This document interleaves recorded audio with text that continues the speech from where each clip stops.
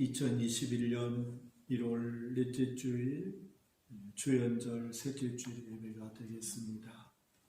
1장 찬송으로 예배로 나아가겠습니다.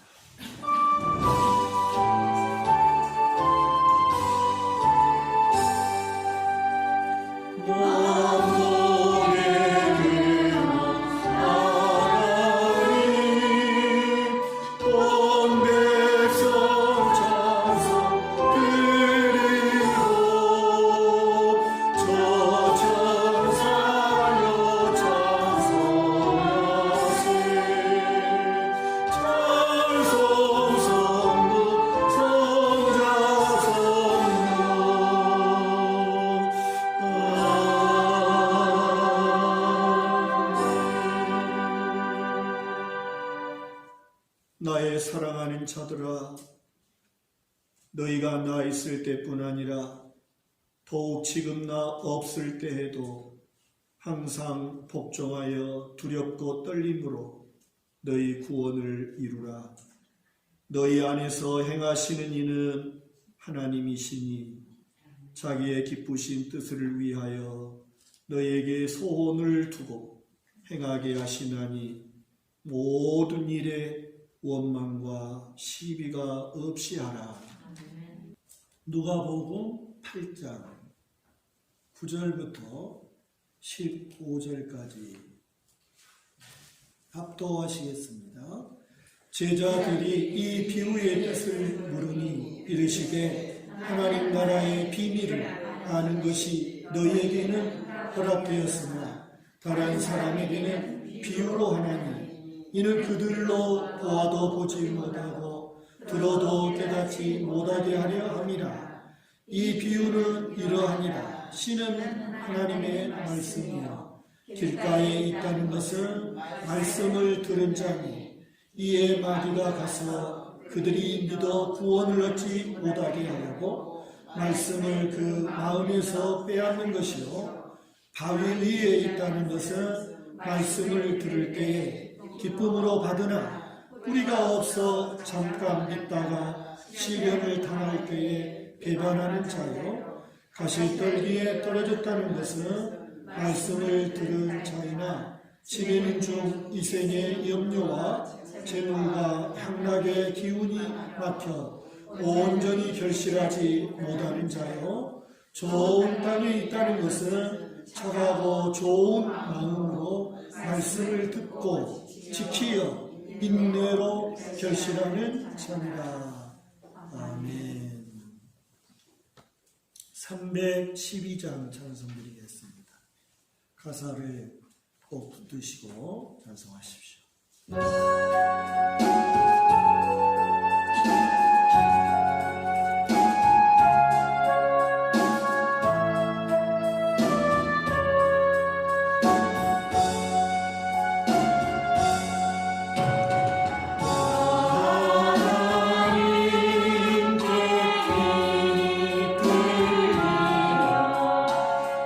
일평생 주 만나며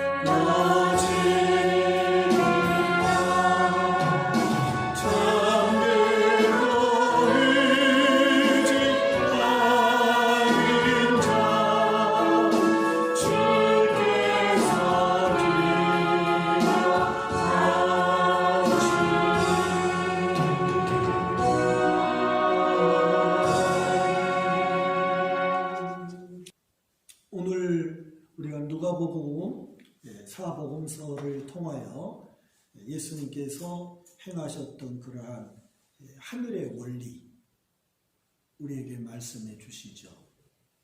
중요한 것은 이 땅에 우리가 살고 있지만 우리는 하늘 시민이고 하나님의 자녀거든요. 그렇기 때문에 예수님께서는 우리에게 주셨던 그러한 모든 그 생애를 통해서 주셨던 말씀은 하늘의 원리를 가르치신 거예요. 그러니까 새로운 하나님의 나라를 주님이 이루시잖아요. 그 새로운 하나님 나라의 원리, 그것이 예수님께서 공생애에 가르치셨던 그런 사복음서를 통하여 주셨던 그러한 말씀이다 하는 것입니다. 그래서 이런 하나님 나라의 원리를 우리가 알아야 바른 신앙생활을 할 수가 있고 또 하나님 앞에 합당한 그런 믿음의 삶을 살아갈 수가 있습니다. 오늘 우리가 이러한 하나님의 나라의 원리를 가르쳐 주시는 그러한 이 주님의 말씀을 어떻게 듣는가, 그건 너무나 중요하다는 것입니다. 그래서 예수님이 하나님 나라의 원리를 선포하시고 가르치시고 또 몸으로 보여주시잖아요. 그래서 여러 가지 당시에 율법적으로 부정했던 사람들, 가까이 할 수 없었던 사람들, 그런 사람들이 뭐 나병 환자라든지 또는 세리라든지 또는 뭐 죄를 지은 그러한 뭐 죄인 취급받았던 여인들이라든지 이런 사람들이었거든요. 또는 이방인이라든지. 그래서 지금 우리가 계속 묵상하고 있지만 그런 사람들이 막 등장하잖아요. 예수님께서는 손대면 안 돼요. 그 당시 율법으로는. 그래서 부정한 것을 손대면 손대는 자도 부정하게 되거든요. 그러나 예수님께서는 나병한 자도 손을 대시고 중풍병자도 고쳐주시고 이방인이라고 그렇게 멸시했던 가까이 할 수 없었던 그러한 백부장도 그 집에 가서 종을 고쳐주시고 도저히 같이 할 수 없고 또 같은 자리에 앉을 수도 없고 만질 수도 없는 그런 부정한 여인이 시몬의 집에 계신 예수님에게 들어와서 눈물을 흘리며 향유를 붓고 자기 머리털로 예수님의 발을 씻겨줘요. 바로 이러한 부분들은 다 하나님 나라의 원리를 예수님이 가르치실 뿐만 아니라 이사야 선지자 61장 나오는 그 말씀을 또 가르치시고 전파하시고 예수님이 실제로 몸으로 그렇게 사신 거예요. 그 보여주신 거죠.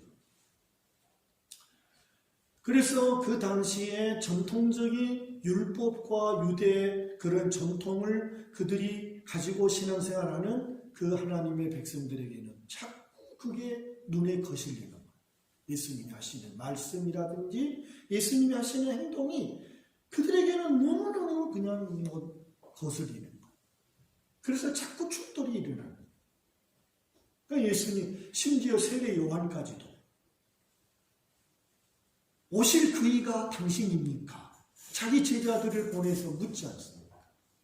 그만큼 하나님 나라의 원리가 얼마나 중요한지. 예수님이 뭐라고 대답하죠? 너희가 보고 듣고 하는 것을 전해라. 라는 그런 예수님의 말씀이 있습니다. 자, 계속 묵상하는 그 과정을 말씀하는 거예요. 그래서 이런 하나님 나라의 원리를 예수님이 가르치시고 보여주셨는데 그러한 주님의 말씀을 들어야 되지 않겠습니까? 들어야 된다. 우리는 듣는 자잖아요. 당시 예수님의 하나님 나라의 원리를 가르치실 때 예수님 앞에 왔던 수많은 그 사람들이 들어야 되잖아요. 하나님이 약속한 메시아의 나라, 하나님이 약속한 그리스도가 와서 이루실 그 나라는 세상적인 정치적 해방이 아니라는 거예요. 심지어 세례 요한까지도 그런 정치적 메시아로 알았던 거지요. 그래서 예수님 의심했던 거죠. 여러분, 우리는 그러한 하나님 나라의 원리를 가르치시는 예수님 앞에 지금 기록된 말씀 앞에 여러분 우리가 듣는 거예요. 우리가 어떻게 들어야 할 것인가? 하는 것은 너무나 중요하다 하겠습니다. 그래서 예수님이 전하는 이 하나님 나라의 원리는 비밀이면서도 계시의 말씀이다. 그러니까 비밀과 계시는 똑같은 말씀이 아니에요. 뜻이 아니에요. 계시와 비밀이라고 하는 것은 차이가 있어요. 하늘과 땅 차이. 그래서 비밀이라고 하는 것은 뭡니까? 감추어져 있는 것을 비밀이라고 말하는 거예요. 감춰져 있는 거. 그 비밀이에요. 그러나 계시라고 하는 것은 드러내다. 밝히 나타나다. 그런 뜻이죠. 그래서 계시는 드러나다, 나타나다, 열어 밝히다. 그런 뜻이지요. 그러니까 비밀은 감추어져 있지만 계시는 드러난 거잖아요. 자, 예수님이 오셔서 예수님이 비유로 말씀하십니다. 그래서 오늘 말씀에도 이 9절, 10절에 그랬지요. 이르시되 하나님의 나라의 비밀을 아는 것이 너희에게는, 너희는 누구예요? 제자들이죠. 예수님의 말씀을 받아들이는 자들이죠. 예수님을 믿고 예수님의 말씀을 받아들이는 자에게는 하나님 나라의 비밀을 알 수 있도록 허락되었다는 거예요. 그러나 믿지 않는 사람, 다른 사람에게는 비유로 하나니, 이거 계시라는 거죠. 그래서 이는 그들이 보아도 보지 못하고 들어도 깨닫지 못하게 하려 함이라. 그러니까 예수님을 영접하고 받아들이고 하는 사람에게는 하나님 나라의 비밀이 드러나지만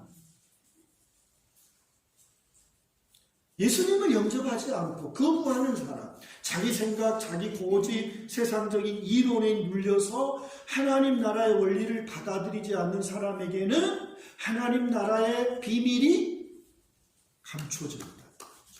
그래서 보아도 보지 못하고 들어도 깨닫지 못한다는 것이죠.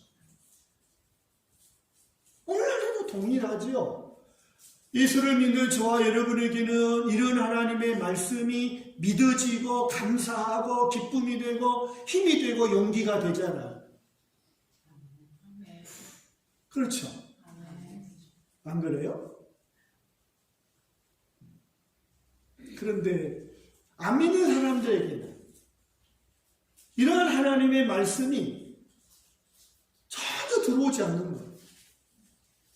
왜? 그들의 마음에는 듣고 싶은 마음이 없어요. 아예 없어요.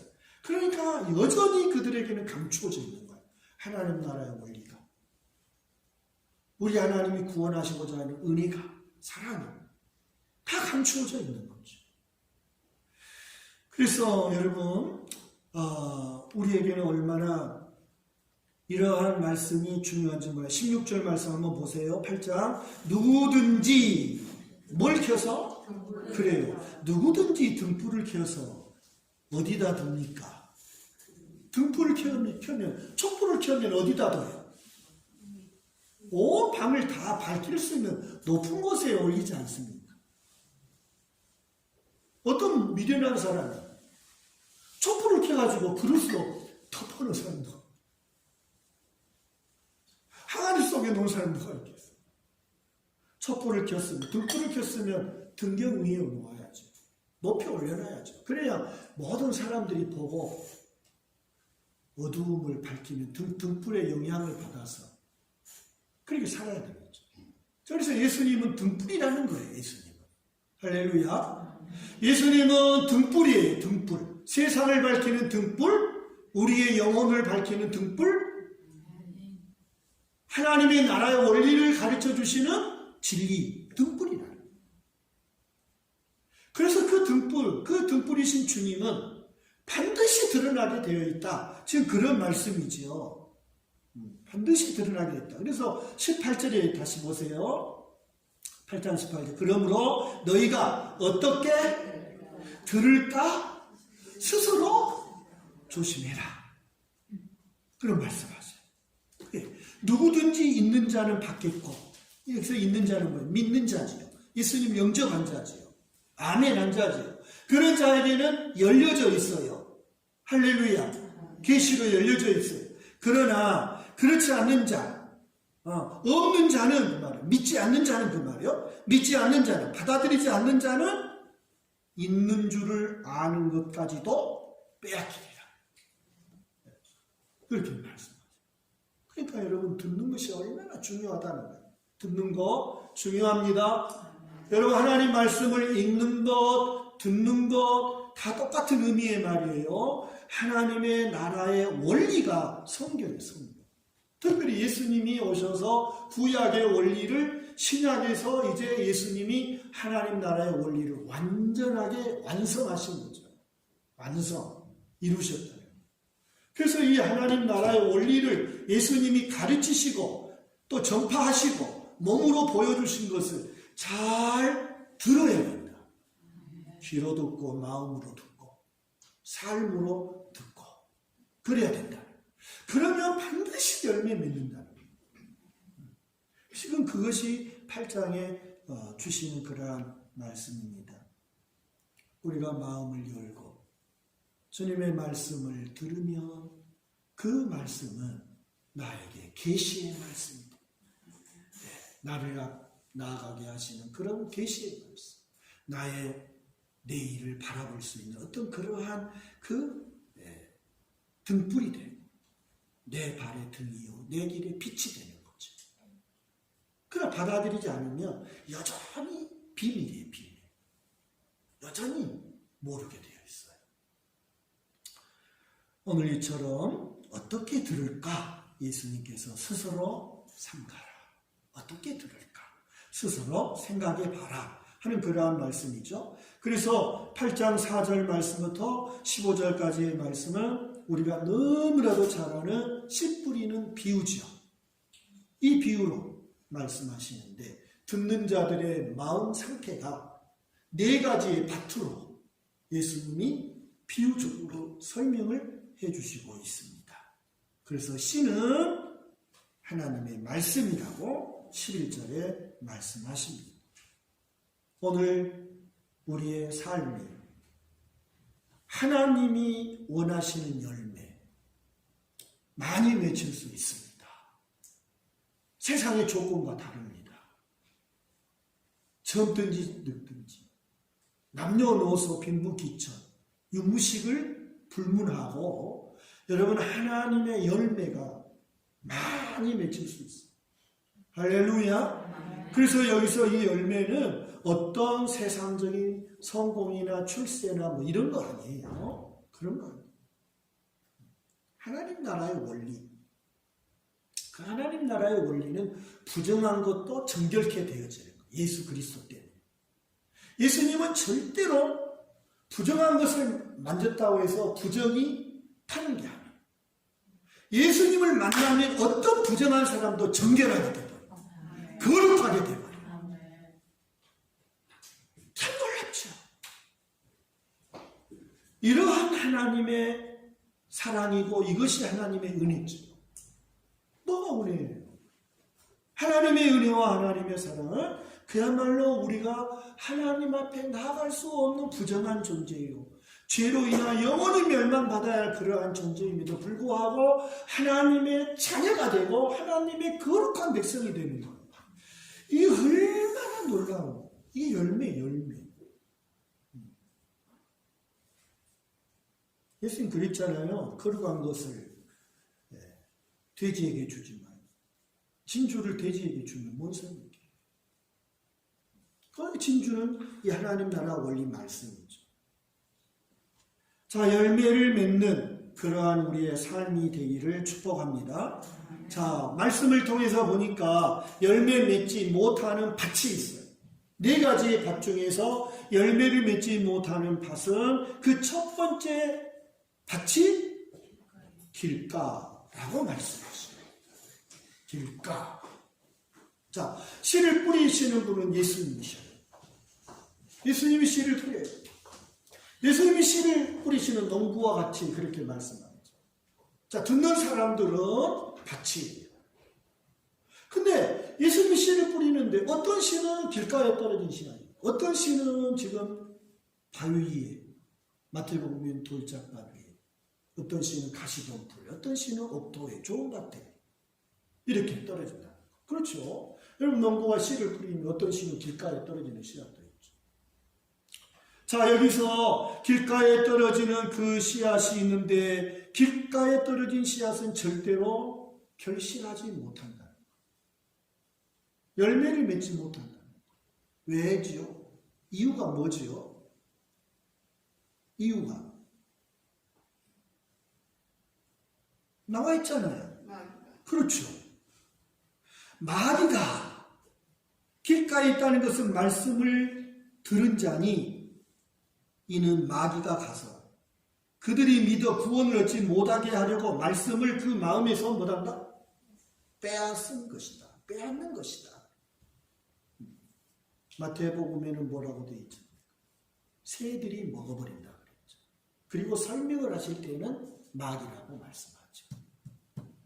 여러분, 길가에 떨어진 우리가 농부의 심정을 와서 이렇게 씨를 길가에 떨어진 씨앗은 그냥 이런 길가에 다 씨앗이 떨어져서 손안에 보이니까 새들이 와서 먹어버리는 거 당연한 거 아닙니까? 마귀가 이처럼 길가에 떨어진 씨앗은 마귀가 먹어버린다라고 말씀하고 있습니다. 그럼 길가와 같은 마음밭은 어떤 밭일까? 생각해 보세요. 야, 길가에 떨어진 씨앗. 그럼 말씀을 듣는 자들의 마음 상태를 네 가지의 밭으로 예수님이 비유하셨다면 길가와 같은 마음밭은 어떤 밭일까?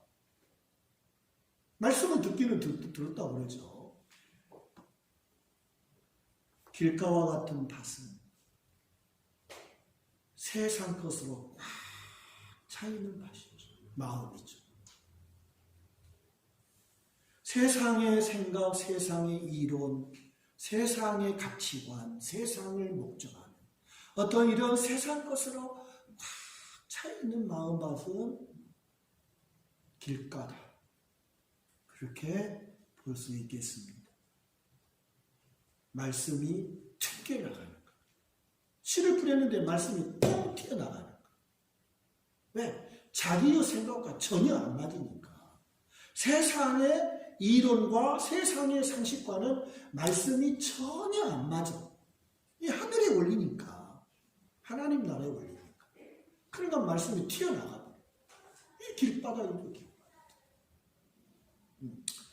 자, 바로 그러한 마음이라는 거죠. 그래서 이 길가와 같은 마음은 본질적인 문제가 뭡니까? 본질적인 문제가 말씀이 없다는 거예요. 말씀이 없어요. 말씀. 왜? 마귀가 다 뺏어가 버려요. 구원 얻지 못하도록. 열매 맺지 못하도록 빼앗아가 버린다라고 하는 그러한 말씀이죠. 그러면 길가와 같은 마음밭의 문제는 말씀이 없다는 것입니다. 빼앗아 버렸어요. 그러면 길가와 같은 마음밭이 열매를 맺으려면 어떻게 해야 되나요? 말씀을 심어야 돼요. 말씀을 마음속에 심어야 된다는 거죠. 그래서 생각을 바꿔야 돼요. 그리고 진지한 자세가 필요해요. 집중하여 듣는 것이 필요해요. 그냥 길가와 같은 마음밭은 지금 예수님 말씀을 안 듣는 이방 사람, 저 세상 사람이 아니라 듣는 자요, 듣는 자. 들으나 그랬잖아요, 주님이 분명히 12절에 말씀을 들은 자니. 그래서 이 말씀을 집중하여 듣는 자세, 말씀을 진지하게 듣는 마음 자세를 갖춰라. 그러면 그 길가와 같은 마음밭이 바뀌어요. 그 말씀이 들어오는 거죠. 그 마음을 집중하는 준비가 안 되고 말씀을 진지하게 듣고자 하는 생각이 없으면 여전히 길바닥이에요. 이 말씀이 탁 튕겨나가버려요. 그렇다는 것을 말씀해요. 그래서 진지하게 듣고 집중해서 읽고 그 듣고 읽은 것을 치열하게 고민을 해요. 고민을 하고 다시 곱씹어 봐야 돼요. 곱씹어. 이런 과정을 통해서 길가와 같은 마음밭이 좋은 밭이 되는 거죠. 어떻게 하든 이 말씀을 받아들이려고 하는 그런 태도가 있어야 된다 그 말이요. 진지하게 듣고 집중하여 읽으시고 그 말씀으로 고민을 해보시고 그 말씀을 곱씹어 보시고 그렇게 함으로써 말씀이 내 속에 심겨지는 거죠. 뿌려지는 거죠. 그게 길가의 밭이 변화되는 거예요. 열매 맺게 되는 거예요. 꼭 기억하세요. 집중하여 들으십시오. 그리고 집중하여 읽으십시오. 진지하게 듣고 집중하여 읽고 그리고 그 말씀으로 고민해 보시고 그 말씀을 되새김하시고 곱씹어 보시고 음미해 보시고 그러면 30배, 60배, 100배로 열매 맺는 밭이 된다라고 말씀하십니다. 그래서 아무리 바빠도 하나님의 말씀을 마음에 심는 시간과 수고를 아끼지 않아야 돼요. 그래야만 길가와 같은 마음밭이 바뀌어요. 그 수고가 없이는 절대로 안 바뀌어요. 그 마당만 바꿔 하는 거. 두 번째 밭이 바위 위라고 13절에 말씀합니다. 바위 위, 돌짝밭, 마태복음에서는. 그러한 말씀이죠. 결실하지 못하는 이유는 뭐라고 그랬어요? 13절에. 결실하지 못하는 이유. 그래요. 뿌리가 없는 거예요. 뿌리가. 바위이니까 바위에 흙이 있어봐야 얼마나 있겠어요. 뿌리를 깊이 내리지 못하는 거죠. 뿌리가 없다는 거지요. 뿌리가 없다. 그러니까 어려운 일을 만나면 유혹이 오면 쉽게 배반해버린다라고 하는 그러한 말씀입니다. 자, 이 바위와 같은 마음은 어떤 마음인가 그러면? 뿌리가 없다. 왜 뿌리가 없을까? 바위와 같은 마음인데 바위와 같은 마음은 어떤 마음인가? 실천이 없는 성도. 실천이 없는 삶이에요. 그래서 말씀을 듣고 배우기는 좋아해, 즐거워해, 말씀을 깨달을 때는 기뻐. 근데 기쁨으로 끝나버려. 그렇죠. 신앙생활 하면서 여러분, 저도 그렇죠. 말씀을 읽다가 또는 깊이 어떤 그 말씀을 이렇게 연구하다가 깨달으면 너무 기뻐요. 감동이 돼요. 근데 그걸로 끝이면 그건 바위이다. 반드시 생활에 실천이 있어요. 그래야 뿌리를 내린다는 거. 주님 말씀. 그래서 여러분, 기쁨으로 받는 것으로 절대 만족하거나 안주하면 안 돼요. 말씀을 들을 때 좋았다, 기뻤다, 은혜 받았다. 그것으로 끝나버리면 어려움으로 오면 넘어져요. 뿌리를 내리지 못하는 거예요. 그래서 두 번째 이러한 이 바위와 같은 사람의 본질적인 문제는 실천이 없다는 거예요. 실천. 행함이 없다는 거예요. 그 행함이 없는 사람을 6장의 말씀에서는 어디 위에 집을 짓는 것이다 그랬어요. 그래, 흙 위에 기초가 없다.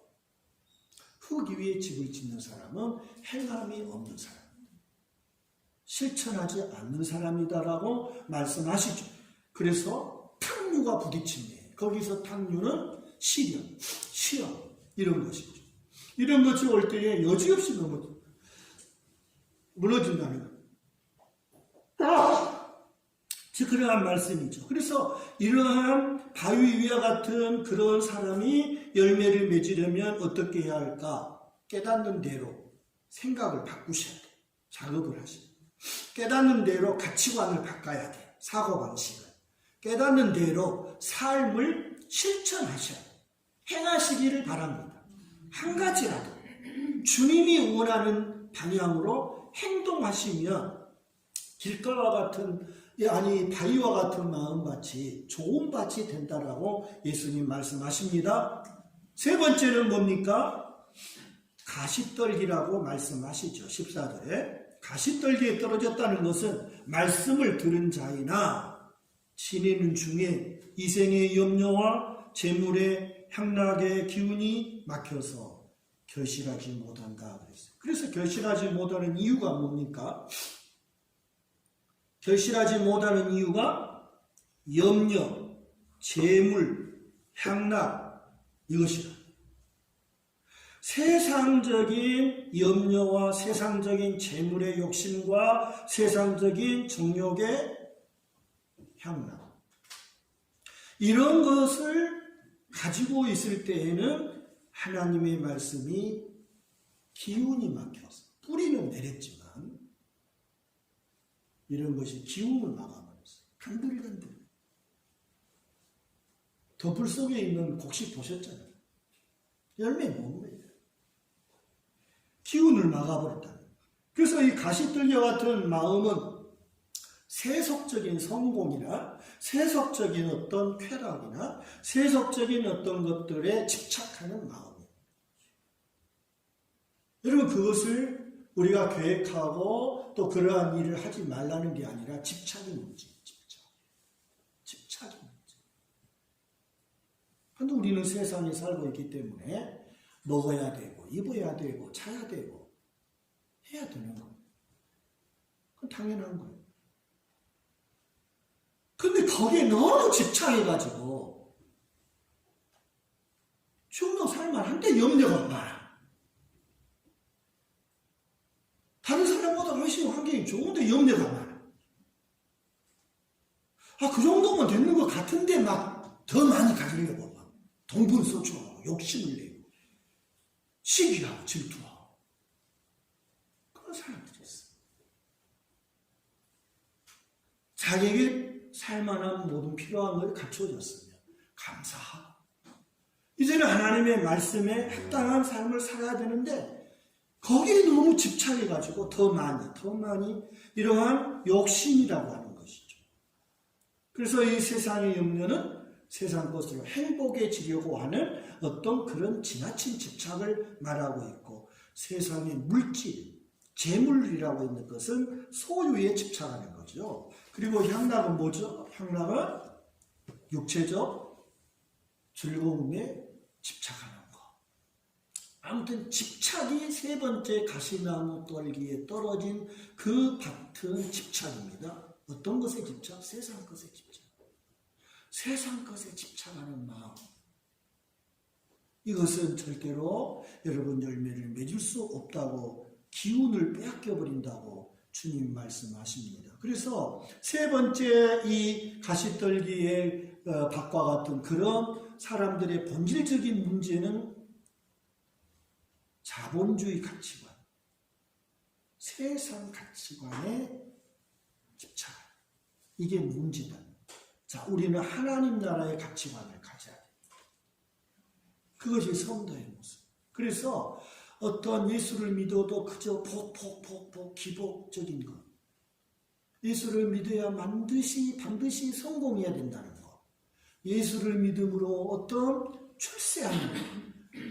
이런 것 때문에 예수를 믿고 그것 때문에 신앙생활을 한다면 그것은 가시떨기의 밭이다. 주님 말씀합니다.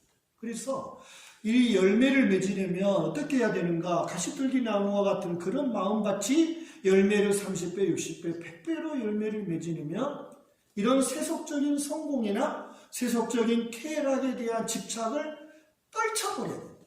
자꾸 걸러내시고 물리치시고 해야 돼요. 이게 구체적으로 여러분 각자의 심정에서, 마음에서, 삶에서 이러한 욕심과 이런 염려, 이런 집착의 잡초를 뽑아내야 돼요. 그렇잖아요. 다시 덤풀이 우거진 그런 밭을 그냥 뽑아내야지, 잡초를. 우리 마음에 이러한 세상적인 생각이 많은 거 자꾸 뽑아내요. 이게 잡초거든요. 이 가시떨기, 이런 것들을 뽑아내야 된다고 말씀하십니다. 그래서 결론적으로 뭡니까? 열매 맺는 밭이죠. 열매 맺는 밭이 되라는 겁니다. 그것이 15절의 말씀. 열매 맺는 밭은 뭡니까? 세 가지, 네 가지죠. 착하고 좋은 마음, 말씀을 듣고 지키고 인내하는 것이죠. 자, 좋은 마음으로, 긍정적인 마음으로 말씀을 들으라. 그래서 그 말씀에 집중하시고 그 말씀을 좋은 마음으로 받으라. 그런 말씀. 그리고 그 좋은 마음으로 말씀을 받으면 그 다음에는 뭐예요? 늘 듣고 그것을 지키고 인내하라고 주님 말씀합니다. 그래서 착하고 좋은 마음이 있어야 한다. 6장 43절부터 45절까지에 예수님이 사람이 그 마음이 어떤 마음인가에 따라서 그 말이 나온다. 그가 쌓은 선에서 선한 말이 나오고 그가 쌓은 악에서 악한 말이 나온다. 주님 이 말씀하셨죠. 그게 하나님 나라의 원리라는 말. 그러므로 여러분, 우리가 이러한 좋은 마음을 갖기 위해서는 끊임없이 예수님을 바라보시고 주님이 나에게 베풀어 주신 사랑과 긍휼의 마음을 갖기를 기도하셔야 합니다. 그래서 긍휼의 마음이 주님의 긍휼이 내 마음에 채워지고 예수님의 사랑의 마음이 내게 채워지고 예수님의 그러한 용서가 내게 채워지며 우리가 쌓은 선에서 선한 말을 하게 됐다 하는 것이죠. 늘 마음을 주님으로 예수님으로 마음을 채우십시오. 그게 좋은 마음이 되는 것입니다. 그래서 다른 사람에 대하여 긍휼히 여기는 마음, 사랑하는 마음, 불쌍히 여기는 마음, 배려하는 마음, 이해하는 마음이 나오게 되는 것이죠. 그래서 그러한 마음을 가지고서 이제 우리가 그 말씀을 지키라 말씀하십니다. 그래서 잘 들으시면 그 말씀은 반드시 내 발의 등이 되고 내 길의 빛이 된다고 예수님 말씀하셨고 아까 16절의 말씀에 분명히 등불, 예수님이 등불이라. 시편 19편 105절 주의 말씀은 내 발의 등이요 내 길의 빛이다. 그렇게 말씀하십니다. 그래서 빛이 되신 예수님은 절대로 없어질 수가 없어요. 예수님은 반드시 드러나게 돼요. 등불이니까. 그러므로 빛 되신 예수님을 우리가 마음에 늘 사모하시고 빛 되신 주님의 말씀을 늘 들으시기를 축복합니다. 그리고 꼭 지키셔야 돼요. 말씀을 빼앗아 가는 사단이 있다. 마귀가 있다. 그 말씀을 빼앗기지 않도록 실천해야 돼요. 실천해야 돼요. 빼앗아 가기 전에 내가 행해야 돼요. 그래야 하면 여러분 우리의 마음밭이 옥토로 되어지는 그러한 역사가 일어나게 된다라고 말씀하십니다. 21절 한번 볼까요? 8장 19절부터 21절인데 21절 예수님이 중요한 말씀을 하셔서요. 예수께서 대답하여 이르시되 내 어머니와 내 동생들은 곧 하나님의 말씀을 듣고 행하는 사람 이 사람들이라. 누가 예수님의 가족이냐? 누가 예수님의 어머니요? 누가 예수님의 동생이요? 누가 예수님과 함께하는 가족이냐? 잘 듣고 행하는 사람들. 예수님의 가족. 그래서 여기서도 이 가족이라는 이러한 말씀은 하나님 나라의 원리죠. 육신적인 그런 가족을 말하는 거 아니잖아요. 육신적인 것으로 예수님 말씀했다. 예수님을 부려자죠. 영적인 말씀이죠. 다시 말하면 하나님 나라 원리죠. 하나님 우리 주님의 말씀을 잘 듣고 지키는 자가 하나님의 자녀고 우리 주님의 가족이다. 그 다음에 인내해야 한다 그랬죠. 지키어 인내로 결실하는 사람이다. 그래서 여러분 이 인내라고 하는 것은 참는 거잖아요. 극복하는 거잖아요. 핍박이 오고 유혹이 오고 방해가 있을지라도 끝까지 그 말씀을 참고 인내하고 지키는 것. 바로 그것이 열매를 맺는 옥토와 같은 좋은 밭이다. 그 사람이 열매를 맺을 수 있다. 그렇게 말씀하십니다.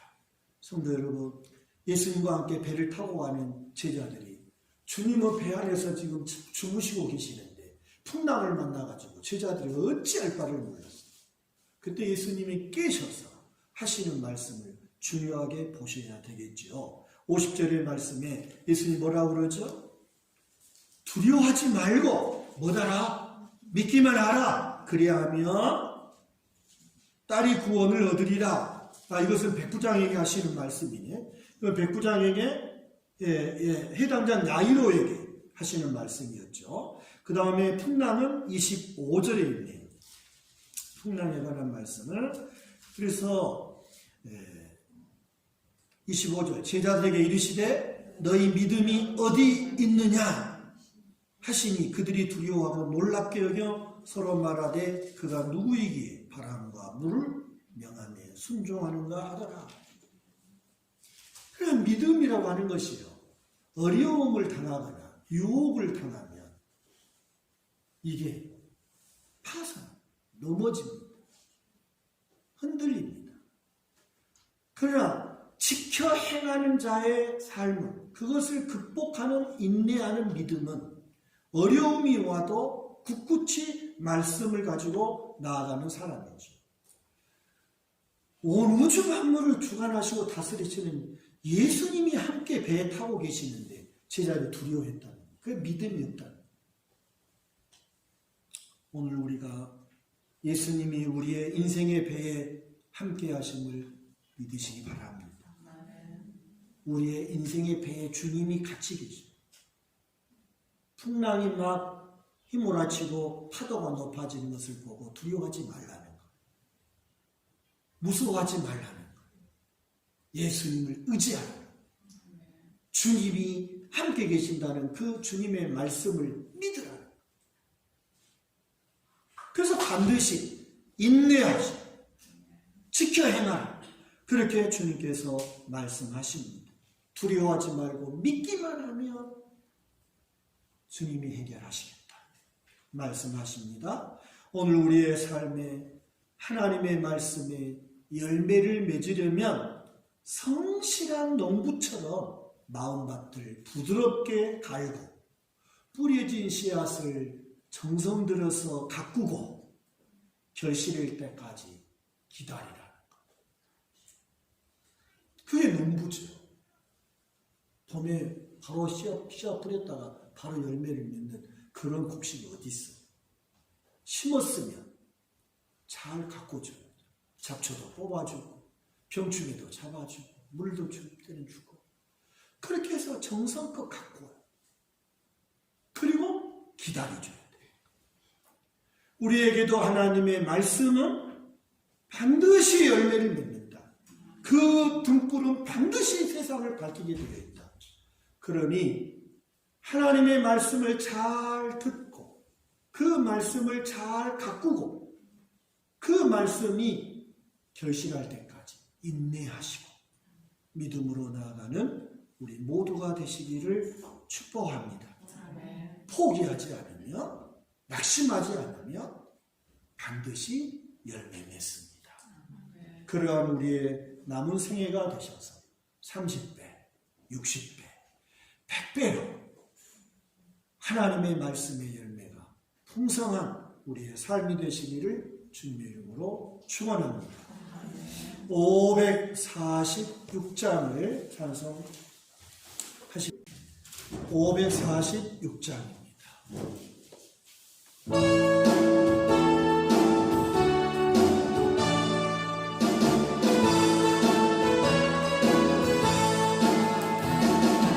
주님 약속하셨네.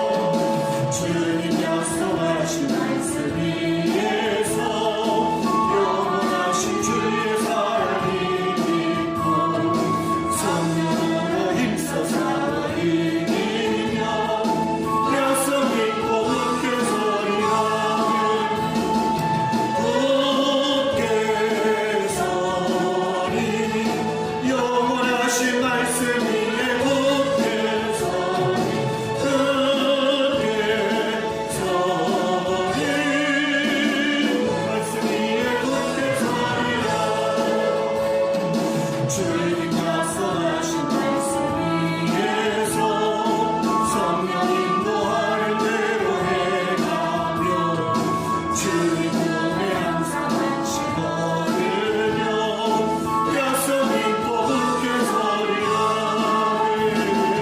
굳게 서리 영원하신 말씀이 굳게 서리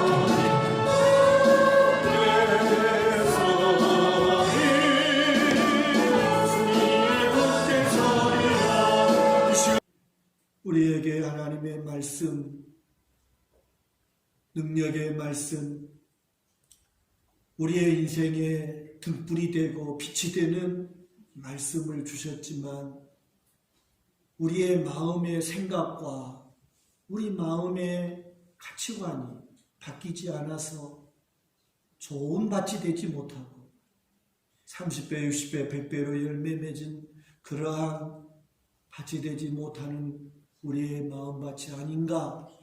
말씀을 통해서 돌아보게 하시고 길과 같은 마음밭, 바위와 같은 마음밭, 가시덤불과 같은 마음밭을 갈아엎어서 좋은 밭을 만들어 하나님 나라를 세워가는 우리의 인생이 되게 하심을 감사합니다.